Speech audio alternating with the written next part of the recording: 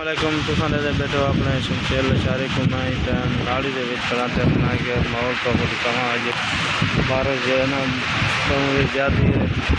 मैं मौके पर खैर तरक्ष बुला रही थी कहाँ जा ये रक्षा मेरा खड़े थे तो मैं नाड़ी को पहुँच गया तो बिल्कुल भी बारिश है तो अल्लाह खैर करे। बिल्कुल तेज़ बारिश है तो झड़ भी बहुत ज़्यादा है तो पहले सारे इलाके अंधारी आई है तो हूँ बारिश बहुत ही ज़्यादा है तो